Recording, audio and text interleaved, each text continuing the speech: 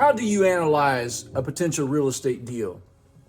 I'm pianist and composer Lee Harbaugh, realtor in the state of Texas. I'm also a real estate investor. And if you follow me through this video series, I've talked about the various components to looking at a potential real estate investment. So today what I want to do in this final video is actually take you through an example. Let's actually analyze a deal that we may have in real life and determine whether or not it's a good investment for us. In this particular case, what I'm going to do is I'm going to use a tool that I have developed in Microsoft Excel. So if you are at all familiar with Microsoft Excel, you will, hopefully, you will be familiar with what's going on here, at least in principle. This particular workbook that I have developed is designed to compute returns, cash flows, everything from expenses to, how much principal, how much interest we're going to be paying over a period of time. So what I've done, you can see in this table here below, this is divided up into months, and I've got 360 months here, as you can see if I scroll all the way down. So basically what I've done is I've gone out 30 years. This gives me the ability to pick a moment in time, anytime between now and the next 30 years, and determine where I stand on this investment, if my assumptions are correct at the forefront of this endeavor. So just looking at this table, let me just give you the big picture view of it. At the end of the day, what I'm trying to get to is the annualized return. And again, I've talked about this in previous videos. If you haven't seen them, I encourage you to go back and watch them. So what I'm really trying to get to, what I'm really paying probably the most attention to, is this annualized return number right here. And so what I can do is when I plug in some numbers, I can come down here and I can see in column R here, if you're looking in column R with me, these numbers represent the month. So if I'm trying to find something over like a 2-year period, so here's 24 months. This would be 2 years after I made some particular investment. If all of my assumptions come to pass that I have made up above, which we will talk about here in a moment, I will have made an annualized rate of return of 14.08% on this investment. That means year one, I made 14%, and in year two, I made 14%, or 14.08% rate of return. So in essence, that is what I'm driving to. That is the purpose of this model that I have built, to get me to a point where I can look and determine what my annualized rate of return should be, assuming that my assumptions are correct. Okay, so let's talk about those assumptions for a second. In this particular model, and again, you don't have to do it exactly the way I've done it. I just want to show this to you so that you can see how I've done it. And, of course, you're always welcome to reach out to me. If you would like a copy of this, I can give it to you. I can, probably step you through it individually if you want, and we can talk about how these numbers work and how the computations work. But you don't have to use this. You can do it on your own. You can figure out a way to do it yourself.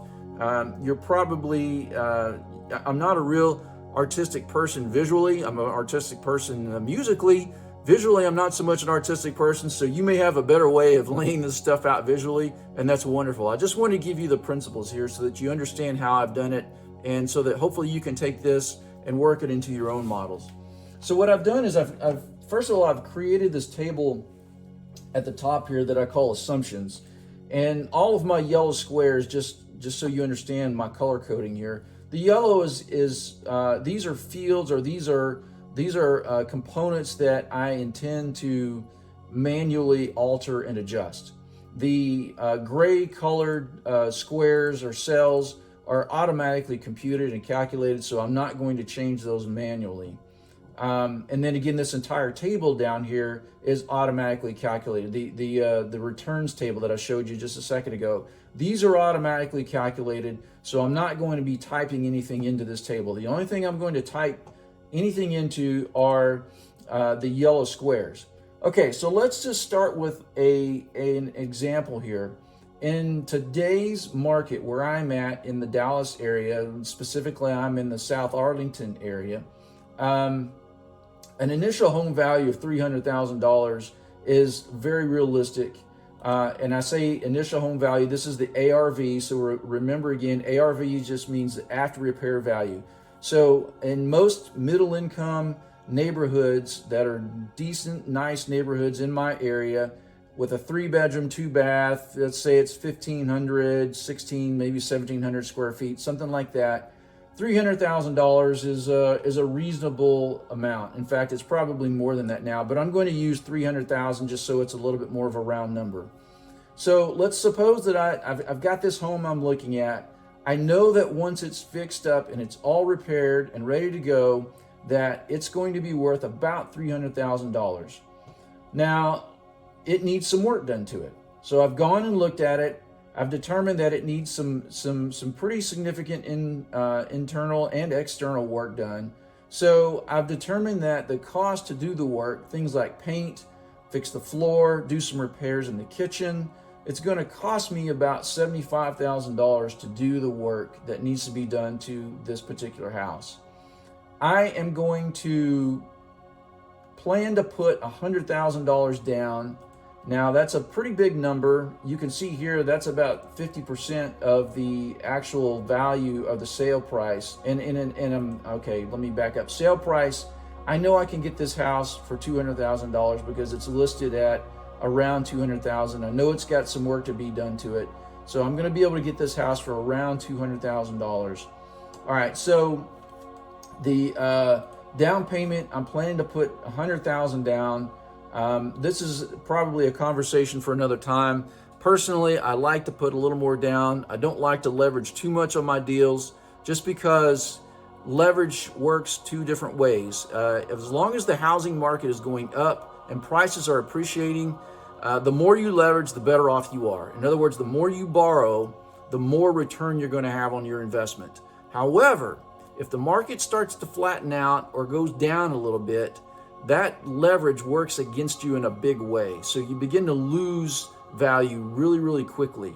So I, in my own personal investments, don't like to leverage a whole lot. So in this case, I'm saying 50%. I don't always necessarily do 50% in my purchases, but in this case, for the example, I'm just going to say I'm going to put $100,000 down, which is 50%. All right, I've already said my rehab cost is $75,000. Out of pocket is $75,000. I'm not going to explain why I have two different sales here for this right now. So just suffice it to say that I'm going to use $75,000 of my own cash up front to pay for the rehab. This is in addition to the down payment. So I'm going to put $100,000 in cash down on the house. In addition to that, I'm going to take another $75,000 of my own cash and I'm going to fix the house. I'm going to anticipate that once the house is finished and we're up and going with it and I can put a tenant in it, I'm going to anticipate that my monthly expenses are going to be about $900 on this house.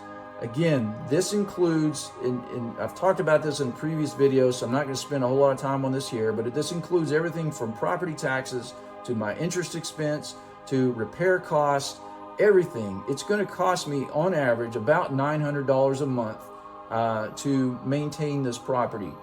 My anticipated initial rental income, so again, I went and ran rental comps on this house, and I'm anticipating that I can conservatively bring in about $2,500 a month in rental income.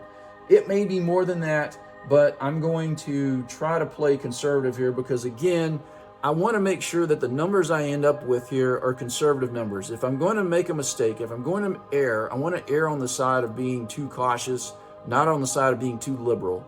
Because the last thing that we want to do in an investment is go into it and then end up losing money, which can happen sometimes anyway, because quite frankly, these assumptions are just assumptions.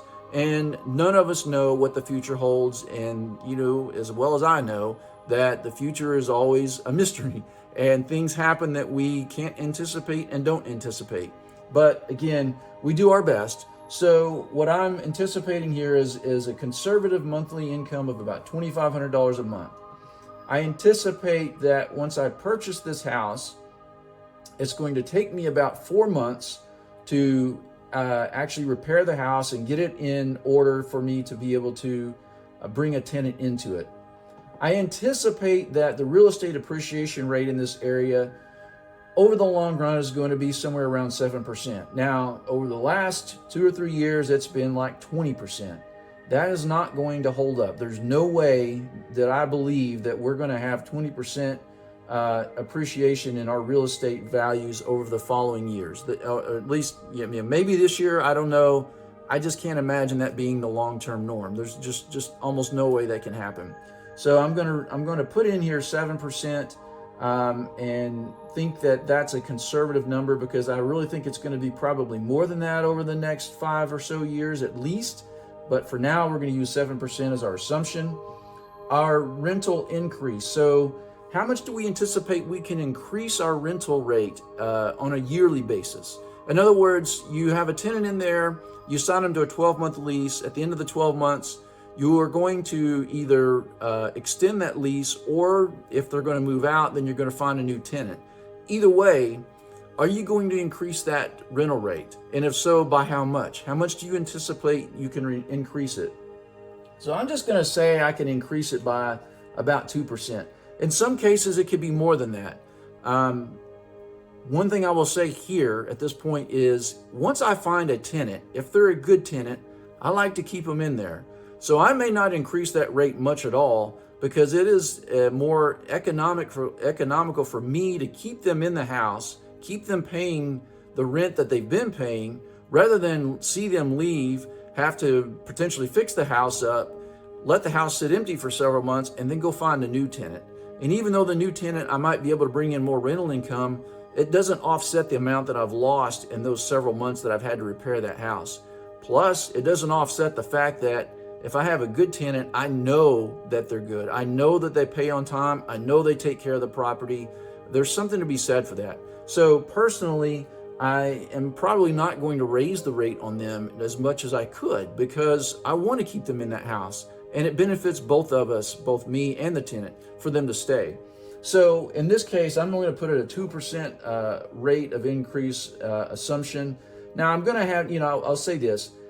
You have to bring the rental rate up some. I mean, if this is a business for you, you have to bring the rental rate up some at some point. I know some people rent houses, altruistically, and that's great. If you're doing that, that's wonderful, and you don't care about the income, that's totally fine. But if you're really doing this as a business, you are going to have to raise that rental rate at some point a little bit, just to keep up with things like inflation and the rate of the property taxes increase. If you're in Texas like I am, that's a huge component of it. So it is necessary to raise it a little bit. So anyway, I'm going to do a 2% increase here annually. And then I'm going to assume a 6% annual inflation rate. I know right now this is all over the map. Over the last several years, it had been around 2% or under. And now all of a sudden in 2022, we're seeing inflation at, 10%. So this is kind of hard to gauge right now, but I'm just going to say 6%. I'm going to assume that it is going to come back down at some point in the near future. And then my mortgage rate is for my loan, maybe 7.5% on an investment loan right now. Investment loans tend to be higher rates than purchase loans. How long am I going to hold it? I'm just going to say for now 240 months. Closing costs. This is just an average. So, this includes realtor fees. This includes title company fees. This includes all of that stuff. When I go to sell the property, what is it going to cost me to close on that property? Roughly, as the seller of the property, it's going to be about 8% of the sale price. And then finally, the last assumption I have to make here is, what do I anticipate the vacancy rate to be? Again, at some point, my tenants are going to move out. So what am I thinking? How often are they going to move out?